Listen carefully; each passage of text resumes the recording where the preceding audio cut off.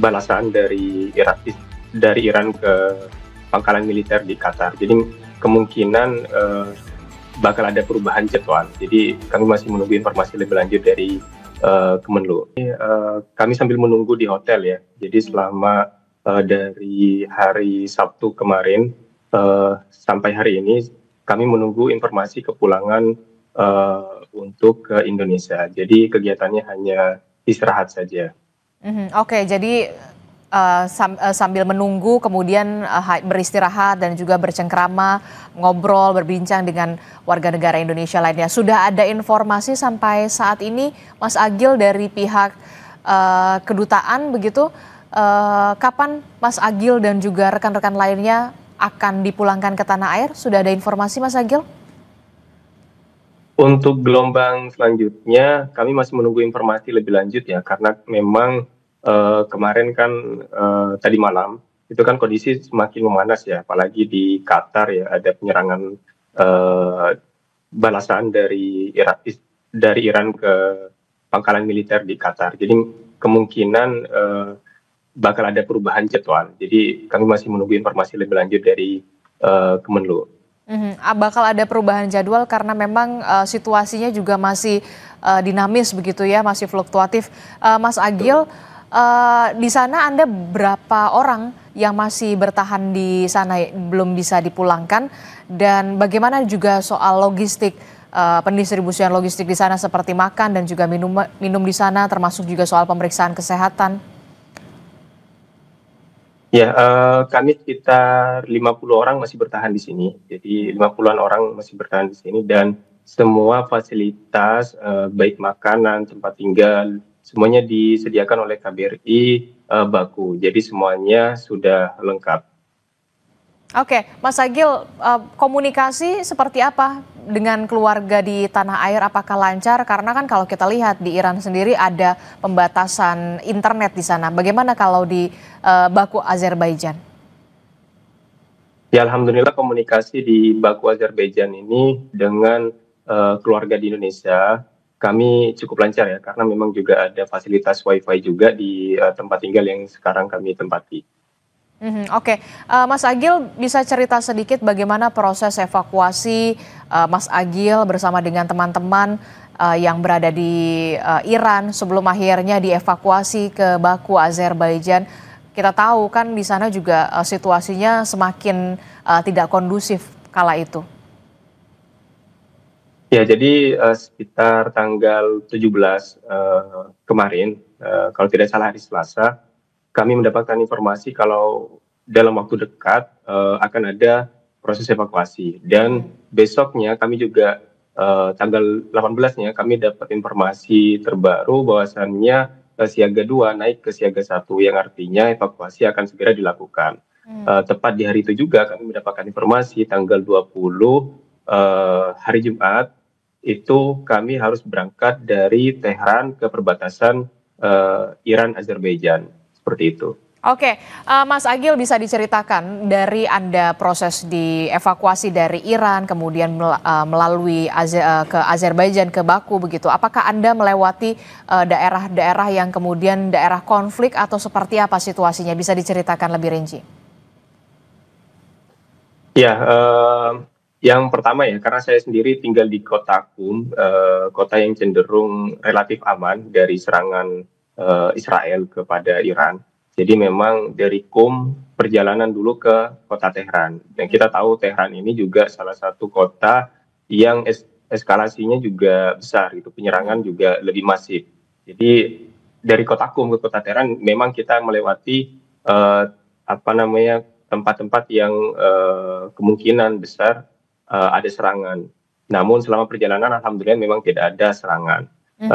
Lalu besoknya di hari Jumat pagi kami berangkat dari Tehran ke perbatasan Azerbaijan, dan memang perjalanan kami untuk evakuasi memang sudah dikaji lebih dulu ya oleh Kemenlu dan KBRI Tehran, waktu apa saja yang terbaik gitu untuk menghindari serangan. Dan memang waktu yang kami pilih yaitu dari pagi hari sampai sore hari perjalanan evakuasi ke perbatasan Azerbaijan. Dan selama perjalanan memang tidak ada serangan apapun.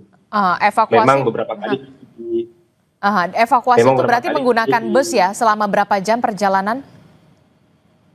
ya sekitar 16 jam perjalanan, menggunakan 4 bus.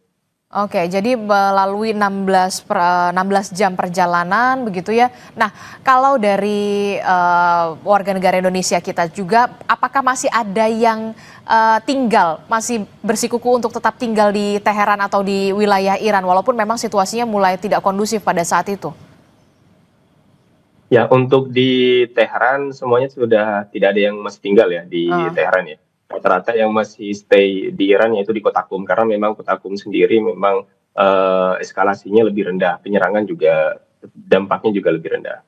Oke. Terakhir, Mas Agil, apakah ada warning atau dari peringatan dari pemerintah Iran sendiri terhadap warga negara asing yang masih berada di Iran untuk bisa mengevakuasi diri atau seperti apa sejauh ini?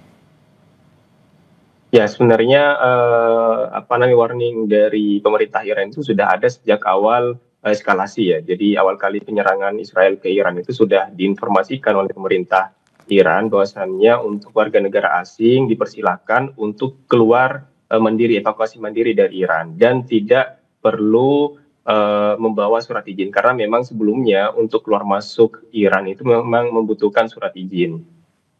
Oke, dari pengetahuan Anda begitu ya Mas Agil, apakah kemudian ada warga negara Indonesia, rekan-rekan WNI yang lainnya yang kemudian masih menolak dievakuasi atau semuanya sekarang sudah mulai mau untuk dievakuasi walaupun tidak berada di Teheran begitu, di wilayah-wilayah lainnya sekitar Teheran?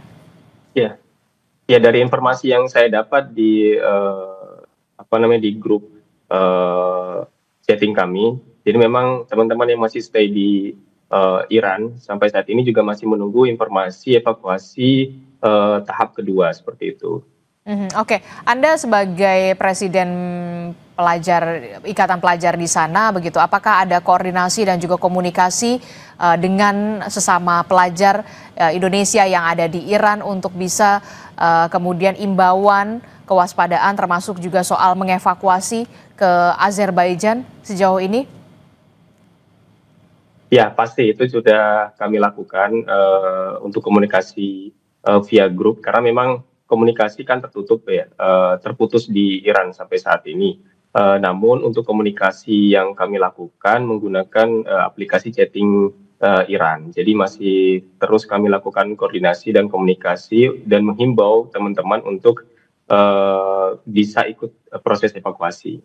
Oke, boleh tahu Mas Agil melanjutkan pendidikan di Iran itu untuk S2 atau S3 dan bagaimana saat ini situasi di kampus Anda sendiri? Apakah kemudian situasinya pihak kampus sudah ada kebijakan khusus ditutup atau tidak ada lagi aktivitas belajar mengajar di sana?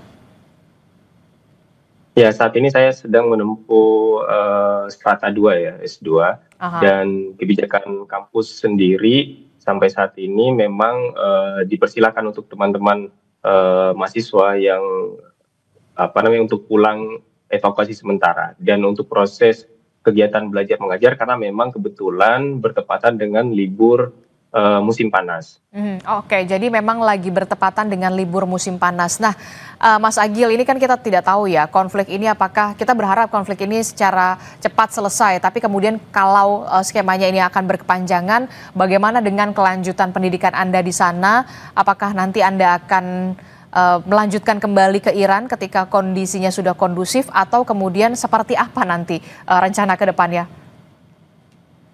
Ya, besar harapan kami ya eskalasi ini menurun gitu. Jadi kondisi segera mereda dan tidak ada serangan-serangan lagi hingga kami bisa kembali ke Iran. Jadi memang harapan terbesar kami untuk kembali melanjutkan pendidikan di Iran.